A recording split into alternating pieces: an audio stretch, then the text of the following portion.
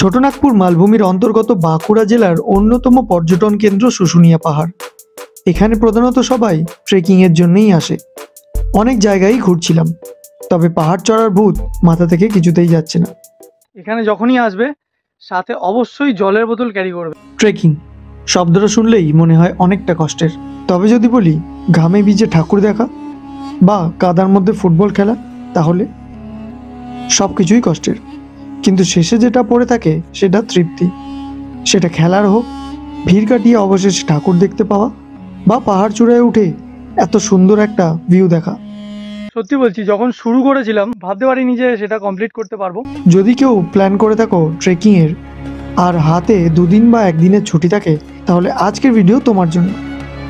1470 foot উঁচুতে ওঠা এবং ফেরার সময় রাস্তা হারিয়ে ফেলা, যখন উপরে ফেসে গেছিলাম ময়লা ফয়লা লেগে একাকার অবস্থা, তার সাথে বহু প্রাচীন যুগের এক শিলালিপি দেখা, সব ঘটনাই আজকে শেয়ার করব তোমাদের সাথে। গরম পেরিয়ে এবার বর্ষাকালে ঢুকে নাজেহাল থেকে একটু শান্তি এলো বুকে। মাত্র 400 টাকায় দেখতে পাবে এত সুন্দর ভিউ। আহারে, কোথায় আছি? আরে কাকা, শুশুনিয়া পাহাড়ে।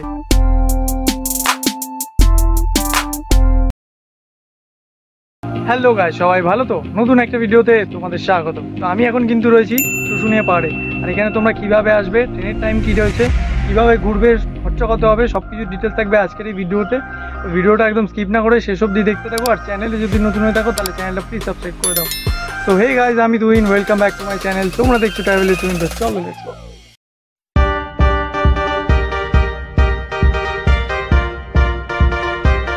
তো প্রথমে তোমাদের বলে দিই তোমরা এখানে অর্থাৎ এই শুশুনিয়া পাহাড়ে কিভাবে আসবে।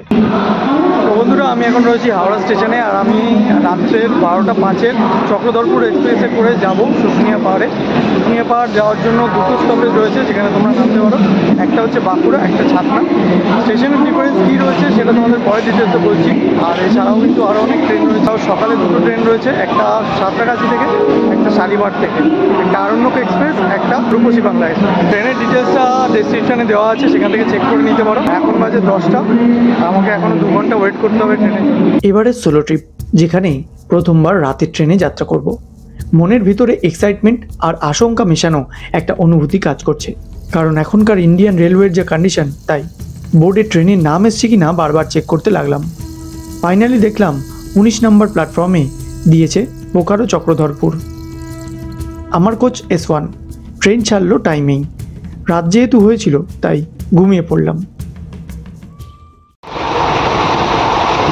ঘুম ভাঙতেই আবছা চোখে মিডিল বার্থ থেকে দেখতে পেলাম গাড়ি তখনও ছুটে চলেছে।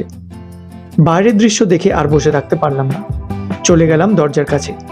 বাইরের এত সুন্দর দৃশ্য দেখতে দেখতে পৌঁছে গেলাম গন্তব্যে। ট্রেন আমায় ছেড়ে ধীরে ধীরে এবার তার গন্তব্যের দিকে এগোলো। বলে রাখা ভালো, এই চক্রধরপুর এক্সপ্রেস কিন্তু পুরুলিয়াতেও যায়। তো তোমরা যদি কেউ পুরুলিয়া যাবে ভেবে থাকো, তাহলেও কিন্তু এই ট্রেনটা করে যেতে পারো। তো বন্ধুরা, আমি এখন হাওড়া থেকে বা কলকাতা থেকে 244 কিলোমিটার দূরে এসে পৌঁছে গেছি ছাতনা স্টেশনে। দেখতে পাচ্ছ, এটা হচ্ছে ছাতনা স্টেশন, দেখতে পাচ্ছ। আর এইদিকে খুব সুন্দর একটা সানরাইজ হচ্ছে। এখানে আসার কথা ছিল 4:26 নাগাদ, 4:30 এই ধরে নাও। তো ট্রেন এসে পৌঁছেছে 6:10-এ, মানে প্রায় 2 ঘন্টার কাছে লেট। তো একদিকে ভালোই হয়েছে, ভালো ইন দ্য সেন্স, এর আগে একটা সোলো ট্রিপ করেছিলাম, পাহাড়ে গেছিলাম, ট্রেক করে উঠেছিলাম, তবে সেই ট্রেকিংয়ের সিঁড়ি ছিল আর সেইটা গেছিলাম, দিনের আলো থাকতে গেছিলাম, তো কোনো প্রবলেম ছিল না। তো আমি এইটা যেহেতু একটা সোলো ট্রিপ আর রাতের ট্রেন ধরেছি, তো 4:30টায় যদি নামাতো একটু প্রবলেমই হতো, মানে দিনের আলো থাকতো না। ভাবছিলাম যে কীভাবে জিনিসটা ম্যানেজ করবো। সানরাইজের টাইমিং হচ্ছে 5:10-এ ছিল, তো আধ ঘন্টা 1.5 ঘন্টা মতো আমাকে মোটামুটি স্টেশনে এই অন্ধকারের মধ্যে কাটাতে হতো। তো সেইটা নিয়ে একটু চাপে ছিলাম। সেই দিক থেকে দেখতে গেলে একদিকে ভালোই হয়েছে, এখন দিনের আলো ফুটে গেছে আর আমি ঢুকে গেছি। আমি চলে এসেছি এখন ছাতনা স্টেশনে। এবার এখান থেকে আমি যাব শুশুনিয়া পাহাড়। কীরমভাবে সেটা তোমাদের জানাচ্ছি। তো এবারে তোমাদের যে শুরুর দিকে বলেছিলাম যে শুশুনিয়া পাহাড়ে আসতে গেলে তোমাদের 2টো স্টপেজ রয়েছে। 2টো স্টপেজের যে কোনটাতে তোমরা নামতে পারো। একটা হচ্ছে বাঁকুড়া জাংশন আর একটা হচ্ছে ছাতনা স্টেশন। তো আমি ছাতনাতে কেন নামলাম, কেন বাঁকুড়াতে নামলাম না, সেটা তোমাদের এবার বলছি। কারণ ছাতনায় নামলে ছাতনার থেকে শুশুনিয়া পাহাড়ের ডিস্টেন্স কিন্তু খুবই কম, 11 কিলোমিটার। আর যেতে মোটামুটি ওই তোমার 20-22 মিনিট মতো লাগবে। কিন্তু তোমরা যদি বাঁকুড়া জাংশনে নামো সেক্ষেত্রে তোমাদের ডিস্টেন্সটা অনেকটা হয়ে যাবে, প্রায় 26 কিলোমিটারের কাছে ডিস্টেন্স, তোমাদের প্রায় 1 ঘন্টার কাছে সময় লেগে যাবে পৌঁছোতে। আর 2-3টে চেঞ্জ করে করে পৌঁছাতে হবে, মানে বাঁকুড়া জাংশন থেকে ফার্স্টে তোমাদের যেতে হবে বাঁকুড়া বাস স্ট্যান্ড, তারপরে সেখান থেকে আবার বাস ধরে যেতে হবে। আর ছাতনায় নামলে সেরকম কোনো ব্যাপার নেই, এখান থেকে জাস্ট একটা অটো ধরে বা টোটো ধরে বা ম্যাজিক গাড়ি কিছু করে আমরা পৌঁছে যেতে পারবো শুশুনিয়া পাহাড়ে। স্টেশন থেকে ক্রস করে এই পাশের প্ল্যাটফর্মে এসে বাইরে বেরোলাম। স্টেশনের বাইরে থেকেই কিন্তু শুশুনিয়া পাহাড় যাওয়ার জন্য গাড়ি পাওয়া যায়, তবে ভোরবেলা বলে ছিল না। তাই বাইরে বেরিয়ে রাস্তার মোড়ে এসে সেখান থেকে একটা ম্যাজিক গাড়িতে উঠে পড়লাম। ভাড়া নিল 30 টাকা। স্টেশনে নেমে যে কাউকে জিজ্ঞেস করলেই কিন্তু দেখিয়ে দেবে যে কোন দিক থেকে শুশুনিয়া যাওয়ার জন্য গাড়ি পাওয়া যাবে, কোনো প্রবলেম হবে না। ছাতনা স্টেশন থেকে শুশুনিয়া পাহাড়ের দূরত্ব প্রায় 11 কিলোমিটারের কাছে, যেতে সময় লাগবে 20 মিনিট মতন। অনেক রাস্তা গাছপালা পিছনে ফেলে রেখে এগিয়ে চললাম। বাইরে উঁকি দিতেই প্রথম দর্শন পাওয়া গেল শুশুনিয়া পাহাড়ের।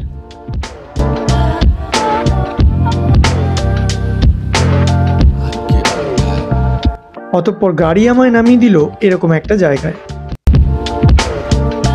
তো বন্ধুরা আমাকে ম্যাজিক গাড়ি এনে নামিয়ে দিয়েছে, দেখালাম যে জায়গাটা, সেখান থেকে পাহাড় যাওয়ার আগে তোমাদের আরেকটা জিনিস দেখিয়ে দিই, চলো।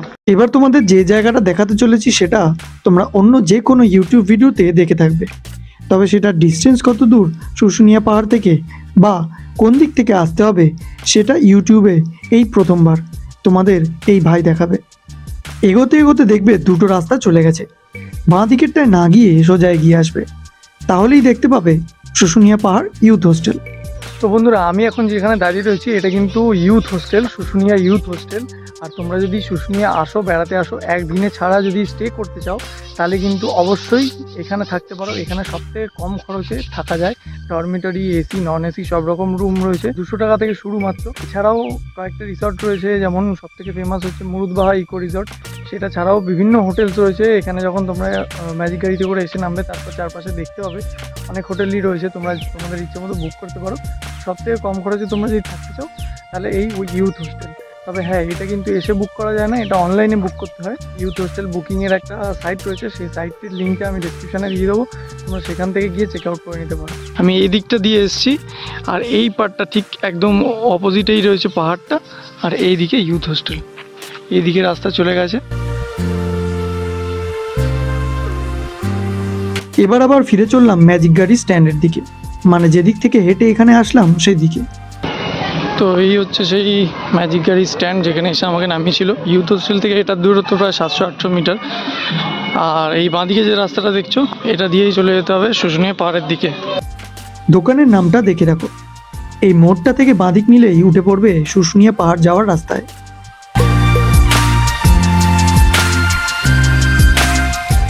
তো বন্ধুরা এই যে ফাঁকা মাঠটা দেখতে পাচ্ছ, এই জায়গাটা কিন্তু শীতকালে যখন আসবে পিকনিক হয়, যখন অনেকে পিকনিক করতে আসে তো এই নিচটাতে পিকনিক করে, এই খালি জায়গাটাতে। এখানে এসে বাস টাস দাঁড়ায় আর এখানেই পিকনিক হয়। তো আপাতত আমি যাচ্ছি এই দিক থেকে সোজা। এর আগে আমি একটা পাহাড়ে গেছিলাম, সেটাও সোলো ট্রিপ ছিল, ফার্স্ট সোলো ট্রিপ ছিল সেটা আমার। সেটা হচ্ছে জয়চণ্ডী পাহাড়, সেটা ভিডিও নিশ্চয়ই তোমরা দেখেছো। সেটা উচ্চতা ছিল 500 ফুট, আর এই পাহাড়ের উচ্চতা 1470 ফুট। সব দোকানপাটগুলো এখন বন্ধ আছে সকাল বলে।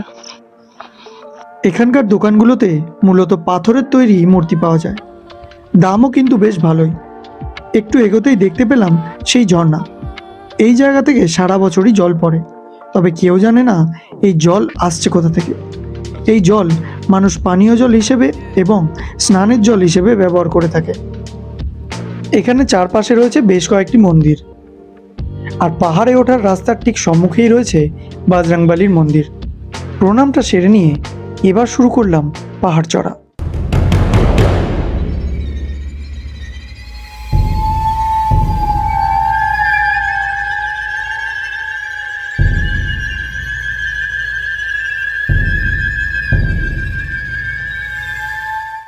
তো বন্ধুরা এখন বাজে 7:30, আর আমি এখন সবে শুরু করেছি পাহাড়ে ওঠা। দেখা যাক কতক্ষণে পৌঁছতে পারি। এই পাহাড়ে কিন্তু দুটো শৃঙ্গ রয়েছে, যেটা প্রথম শৃঙ্গ সেটায় সবাই ওঠে, দ্বিতীয় শৃঙ্গটায় সবাই যায় না, তো দেখা যাক আমি কতটা যেতে পারি। আর এইদিকে দেখতে পাচ্ছ এরকম দোকানগুলো, এই দোকানগুলো এখন বন্ধ, একটু বেলা হলে আর কি খুলবে, তখন এখানে জল ফ্রুটি টুটি এসব পাওয়া যায়। তো সেগুলো আর কি দাম নেয় 5 টাকা বেশি এরকম। আর এরকম দোকান যত উঁচুতে যাবে জিনিসের দামটা তত বাড়বে।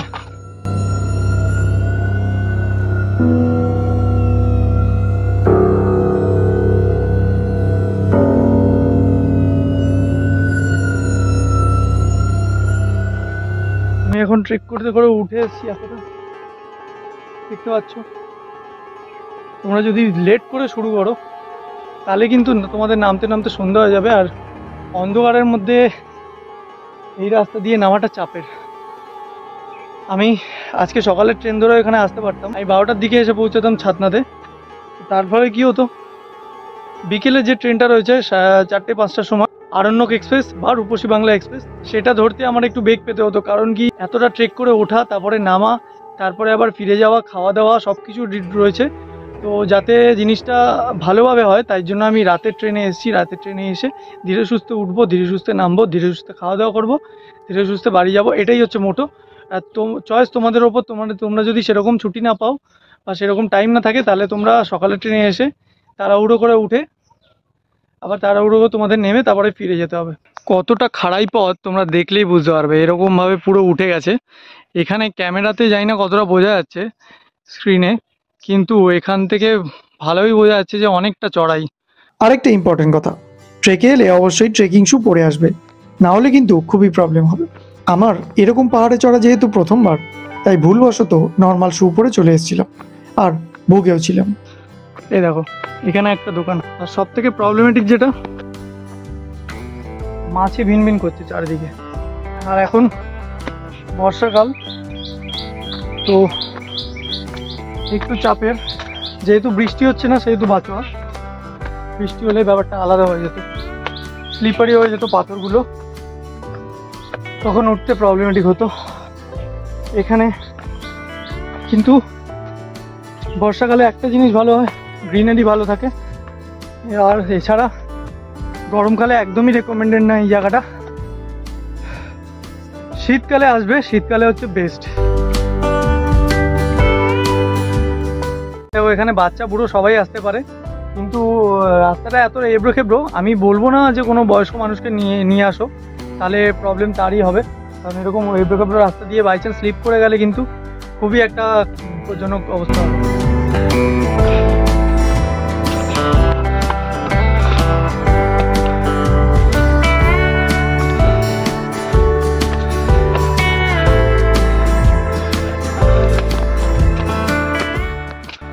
নিচের দিকে তাকালে নিচের দিকে রাস্তাটা কত সুন্দর লাগছে দেখো।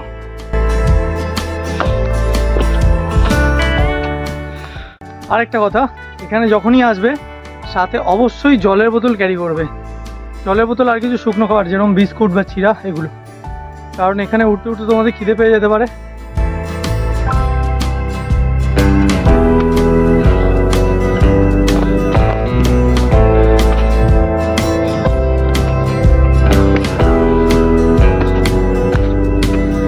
আমি একাই উঠে চলেছি, অনেকটা উঠে এসেছি, আধা ঘন্টা হয়ে গেছে আপাতত।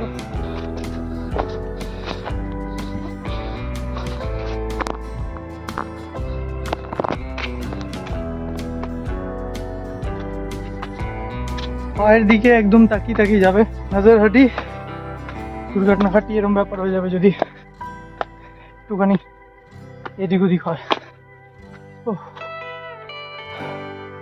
প্রচন্ড খাড়াই। চৌচন্ডিতে এতক্ষণে উঠে গেছিলাম, সিঁড়ি করা ছিল ওখানে, তার জন্য প্রবলেম হয়নি। এখানে একটু বসে রেস্ট করতে করতে একবার মনে হচ্ছিল পুরোটা উঠতে পারবো তো, যদি তার আগে ক্লান্ত হয়ে পড়ি তাহলে পাহাড়ের উপর থেকে নিচের সুন্দর ভিউটা দেখতে পারবো না। হঠাৎ সব চিন্তা সরিয়ে রেখে আবার শুরু করলাম চড়াই। যেভাবেই হোক অ্যাটলিস্ট প্রথম চূড়াটায় পৌঁছতেই হবে।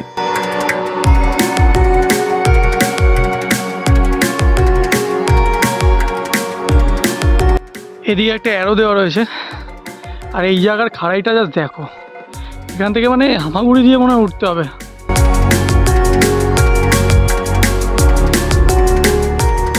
ফাইনালি আমি ফার্স্ট ভিউ পয়েন্টে চলে এসেছি। ভিউটা পিছনে দেখো কত সুন্দর লাগছে, মানে এতটা কষ্ট করে যখন এসে এই ভিউটা দেখলাম সব জুড়িয়ে গেল, সত্যি বলছি। ইমরান হাশমির একটা ডায়লগ ছিল না, কি রাস্তে কি পারবা করুঙ্গা তো মঞ্জিল বুড়া মান জায়গা, তো ওই রকম এত সুন্দর ভিউটা দেখার জন্য এইটুকুনি কষ্ট এবার মনে হচ্ছে সার্থক। যতক্ষণ আসছিল না তখন প্যালপিটেশন হচ্ছে, ভেতরে ইরিটেট হচ্ছে যে কতক্ষণে আসবে, কতক্ষণে ভিউটা দেখতে হবো। তারপরে ফাইনালি চলে এসছে। এই রাস্তাটা দিয়ে উঠে এলাম, উঠে এসে যখন এই ওয়াচ টাওয়ারটা দেখতে পাবে তখন ভাববে যে প্রথম যে ডেস্টিনেশন, প্রথম শৃঙ্গ সেটা চলে এসছে।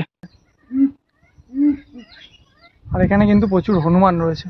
এখানে ওয়াচ টাওয়ার তো রয়েছে, কিন্তু এটা মানে এইখান থেকে সিঁড়ি, এদিক থেকে ওপরে কীভাবে যাবে সেটার কোনো ব্যবস্থা নেই। আর এদিকে সেকেন্ড আমাদের শৃঙ্গটা দেখা যাচ্ছে, আর এদিকে এই ভিউটা। মেঘেদের আড়ালে থাকা এত সুন্দর ভিউ দেখতে দেখতে ভুলেই গেছিলাম যে আমার দ্বিতীয় শৃঙ্গে যাওয়া এখনো বাকি। প্রথম পাহাড়ে ওঠার জন্য, প্রথম শৃঙ্গে ওঠার জন্য আমাদেরকে চড়াই করতে হয়েছিল, এবার কিন্তু উঠতাই একদম নেমে তারপরে আবার চড়াই রয়েছে। তো রাস্তাটা দেখাই, এই যে এই দিক থেকে এসছি, এই জঙ্গলের মধ্যে দিয়ে ওইদিকে টাওয়ারটা রয়েছে, এখান দিয়ে এসে এই যে পাথরগুলো দেখছো এখান দিয়ে নামতে হবে, নেমে এইটা হচ্ছে আমাদের ফাইনাল ডেস্টিনেশন। প্রথম শৃঙ্গে উঠতে 1 ঘন্টা মতো সময় লেগেছিল, এবারে দ্বিতীয় শৃঙ্গ যেটা ফাইনাল সেটাই দেখা যাক কতক্ষণ লাগে। এখানে একটা লাঠির দরকার ছিল, লাঠি হলে ভর দিয়ে দিয়ে নামা যেত বা ভর দিয়ে দিয়ে ওঠা যেত, তাতে কষ্টটা কম হতো। তো তোমাদের কাছে যাদের কাছে ট্রেকিং স্টিক আছে, যদি ট্রেকিং করতে আসো রুনিয়াতে তাহলে অবশ্যই নিয়ে এসো। তো ফাইনালি আমি এখন সমতলে আছি, মানে উঁচুতে উঠেছিলাম, তারপরে আবার নামলাম, নেমে ওই জায়গাটা থেকে নেমে এবারে এই চারপাশটা দেখতে পাচ্ছ পুরোটা প্লেন, একদম সমতল। এবারে আবার উঠতে হবে, তো আরও 8 ঘন্টা মতো, 8 ঘন্টা 45 মিনিট মতো তো লাগবে। তবে আরেকটা জিনিস বলে দিই, এখানে কিন্তু এই সেকেন্ড জায়গাটার মাঝখান দিয়ে যখন নামছি গাছগুলো একদম কাছাকাছি। ফার্স্ট পয়েন্টটা যে উঠলাম সেখানে পাথর পুরোটা ছিল, আর গাছগুলোর ডিস্টেন্স অনেকটা ছিল, আর এখানে কিছুটা গায়ে গায়ে তো মাকড়সা ঠাকুরসা ঝুলটুল বেঁধে রেখেছে, যাচ্ছি মুখে টুকে লেগে যাচ্ছে। তো যখন আসবে তোমরা সাবধানে এই জিনিসটা খেয়াল করে এসো। আর প্রচণ্ড মাছি আর কিসব যেন কামড়াচ্ছে, এই পাহাড়ি মশা টাইপের, না ডেঙ্গু টেঙ্গু না হয় আবার আমার। এই আবার ওটা শুরু হলো। একটা কথা বলে দিই, প্রথম ভিউ পয়েন্টের পর থেকে কিন্তু মোবাইলের নেটওয়ার্ক আর কাজ করবে না। এই রাস্তাটা একটু গভীর, মানে জঙ্গলগুলো চারিদিকে গভীর রয়েছে। তো যখনই তোমরা আসবে, উঠবে বা নামবে, পিছনে ঘুরে একবার করে তাকিয়ে নেবে, রাস্তাটা দেখে নেবে, তাহলে নামার সময় প্রবলেম হবে না। এখানে একটা ফলক দেখতে পেলাম যেখানে লেখা রয়েছে পাহাড়ে ওঠার রাস্তা 230 মিটার এইদিকে।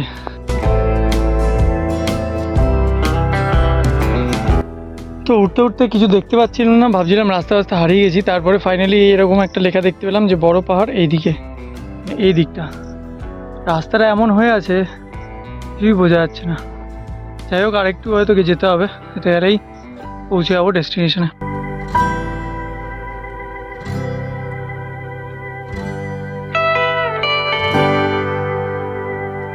ফাইনালি আমি চলে এসেছি, দেখতে পাচ্ছ লেখা, এটা শুশুনিয়া পাহাড়ের সর্বোচ্চ শৃঙ্গ।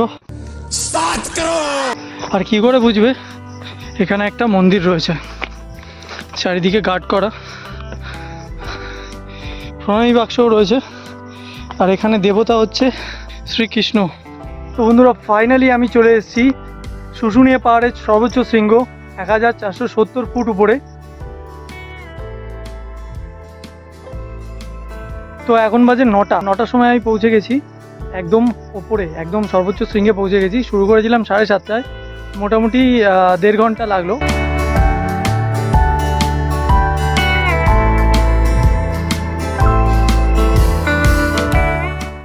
সত্যি বলছি, যখন শুরু করেছিলাম বা যখন ম্যাজিক গাড়িতে করে আসছিলাম তখন দেখে কিছুটা ভয় লেগেছিল, কারণ এরকম পাহাড়ে আগে ট্রেক করিনি, আগে চড়িনি।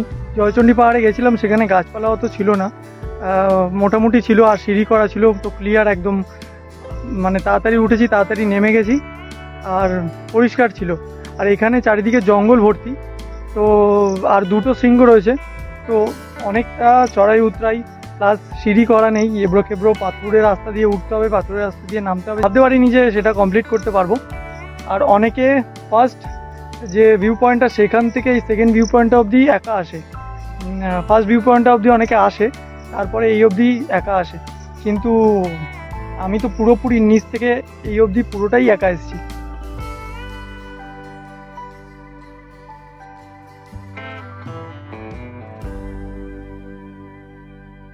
সব থেকে উঁচু শৃঙ্গে উঠে তো গেছিলাম, কিন্তু একটা ভুল করে ফেলেছিলাম। শেষের দিকটায় যখন তাড়াহুড়ো করে উঠছিলাম তখন পিছনের দিকের রাস্তাটা দেখতে ভুলে গেছিলাম, আর তাই নামার সময় পড়লাম বিপদে। চারিদিকে হন্যে হয়ে রাস্তা খুঁজতে লাগলাম।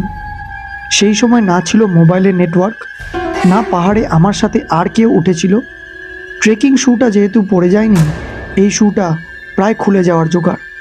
আর হঠাৎ শুনতে পেলাম রেটেল স্নেকের আওয়াজ। মানে তখন পাহাড় চূড়ায় পুরোপুরিভাবে আমি সত্যিই একা। সুনীল গঙ্গোপাধ্যায়ের পাহাড় চূড়ার আতঙ্ক আমার মনেও জমাট বাঁধল। দিশাহীন হয়ে পড়েছিলাম গুহায় আটকে পড়া চাঁদের পাহাড়ের শঙ্করের মতন। যেদিক সেদিক থেকে নামতে নামতে এসে পড়লাম এরকম একটা জায়গায়, যেখান থেকে দেখতে পেলাম নিচের প্রথম চূড়ার টাওয়ারটা।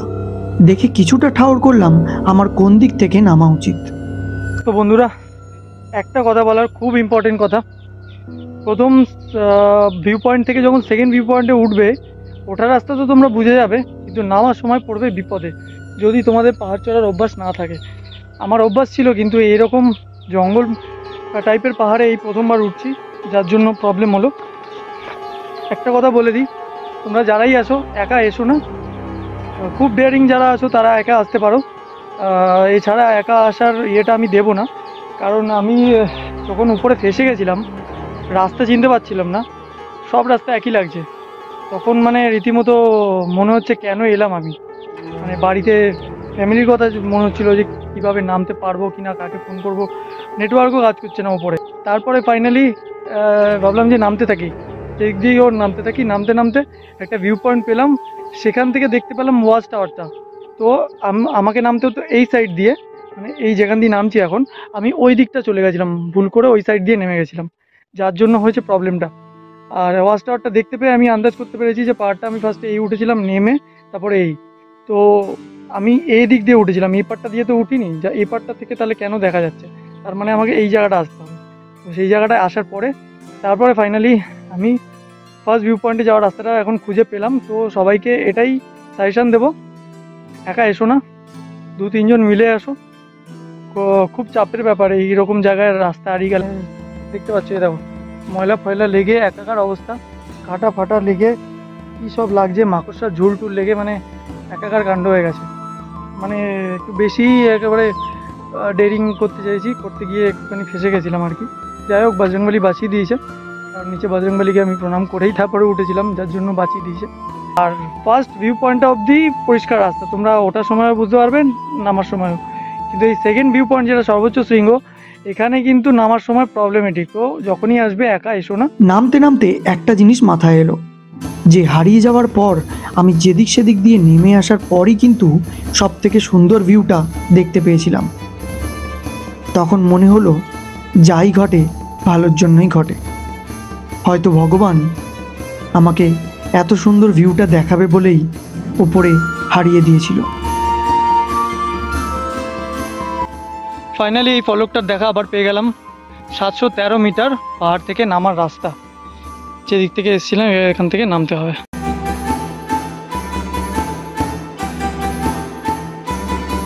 শুশুনিয়া পাহাড়ে এসে একরকম আজব গাছ দেখতে পেলাম, এটা হচ্ছে পয়সা গাছ। দেখো, গাছের চারিদিকে পয়সা লাগানো, এরকম গাছ দেখেছো কোনোদিন?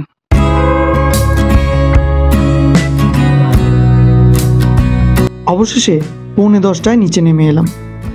উঠতে সময় লেগেছিল 1.5 ঘন্টা, নামতে সময় লাগলো 40 মিনিটের কাছে। নেমে দেখলাম সব দোকানপাট খুলে গেছে।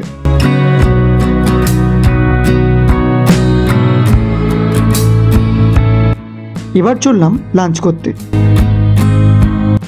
এই হোটেলটা থেকে 80 টাকা দিয়ে খেয়ে নিলাম মাছের থালি, বেশ ঠিকঠাকই ছিল খেতে। খাওয়া দাওয়া সেরে একটা টোটো বুক করে এবার চললাম অন্য এক জায়গায়, বা এই শুশুনিয়া পাহাড়ের ঠিক পিছন দিকটায়। কারণ সেখানেই রয়েছে প্রায় 1600 বছরেরও পুরনো রাজা চন্দ্রবর্মার শিলালিপি। টোটো রিজার্ভ করতে নিল 200 টাকা। ইউথ হোস্টেল যেদিকে রয়েছে সেদিক দিয়ে শিউলিবোনা গ্রামের মধ্যে দিয়ে টোটো এগিয়ে চলল। টোটোতে যেতে যেতে পাহাড়টা এবার নিচে থেকে দেখে একটু আনন্দ হচ্ছিল। মনে হচ্ছিল কিছুক্ষণ আগে আমি এই পাহাড়ের ওপরেই ফেসে গিয়েছিলাম, আর এখন সেই পাহাড় জয় করে ফাইনালি নিচে ভালোভাবে চলে এসেছি। ভগবান আর ইচ্ছাশক্তির জোর না থাকলে হয়তো সেটা সম্ভব হতো না। শুশুনিয়া থেকে এর দূরত্ব প্রায় 4.5 কিলোমিটারের কাছে, যেতে 1 ঘন্টার কাছে সময় লাগবে। টোটোওয়ালা কিন্তু তোমাদের সঙ্গে করে নিয়ে যাবে সেটা দেখাতে, কারণ কিছুটা যাওয়ার পর টোটো থেকে নেমে কিছুটা ট্রেক করে যেতে হবে। ভিতরে অনেক কটা রাস্তা রয়েছে, কেউ গাইড না করলে তোমরা কিন্তু চিনতে পারবে না, তাই সেভাবে কথা বলে নিও টোটোওয়ালার সাথে। এটা তোমার যেখানে নাম থামাবে টোটোটা, সেখান থেকে হেঁটে কতটা? 1 কিলোমিটার 10-15 মিনিট লাগবে।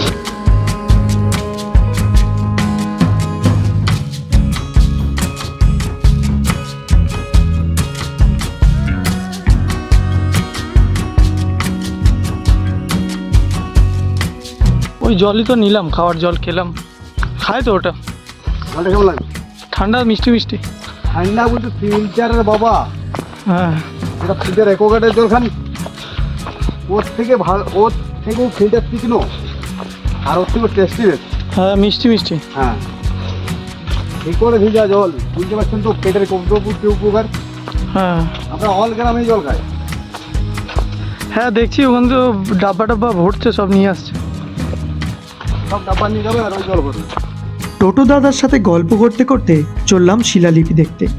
প্রায় 20-25 মিনিট ট্রেক করতে করতে ফাইনালি পৌঁছে গেলাম মেন জায়গায়। বন্ধুরা, আমি এখন দাঁড়িয়েছি রাজা চন্দ্রবর্মার শিলালিপির সামনে, দেখতে পাচ্ছ পুরোটা গার্ড করা রয়েছে যাতে ক্ষতি না করতে পারে।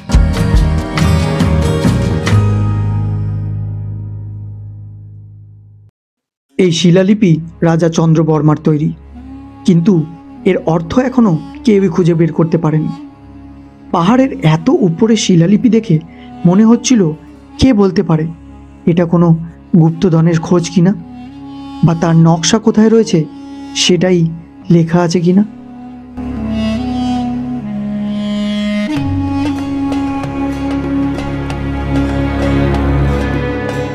উত্তর জানা নেই, আর শরীরও ক্লান্ত। খাওয়া দাওয়াও হয়েছে, তাই সময় বলছে গুটি গুটি পায়ে এবার বাড়ি ফেরার পালা। অতএব নেমে এলাম নিচে। পাহাড় দেখতে দেখতে টোটো করে পৌঁছে গেলাম আবার সেই ম্যাজিক গাড়ি স্ট্যান্ডের কাছে। সেখান থেকে এবার একটা ম্যাজিক গাড়িতে উঠে চললাম ছাতনা স্টেশন। ভাড়া নিল 30 টাকা। তো বন্ধুরা, ফেরার ট্রেনের টাইমগুলো তোমাদের বলে দিই। 3:13-তে আরণ্যক রয়েছে, যেটা শালিমার অবধি যাবে, আর 4:50-এ রূপসী বাংলা এক্সপ্রেস রয়েছে, যেটা যাবে হাওড়া অবধি। আর এখানে ট্রেন আসার আধ ঘন্টা বা 40 মিনিট আগে টিকিট দেয়। টিকিট তোমরা জেনারেলে কাটতে পারবে। আমি যেহেতু আইআরসিটিসিতে প্রবলেম চলছিল, তার জন্য আমি কাটিনি, আমি জেনারেলেই কেটে উঠে যাবো। আরণ্যক এক্সপ্রেসে জেনারেলের টিকিট কাটলাম, 110 টাকা পড়লো। আর ভাগ্য এত ভালো, পুরো ট্রিপটা কমপ্লিট হওয়ার পরেই নামলো মুষলধারে বৃষ্টি।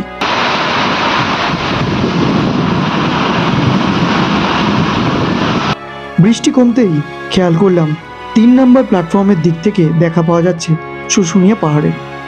মনটা একটু ভারাক্রান্ত হয়ে পড়ল, তবে বিদায় তো জানাতেই হবে। ততক্ষণে ট্রেন চলে এলো, রওনা দিলাম বাড়ির উদ্দেশ্যে।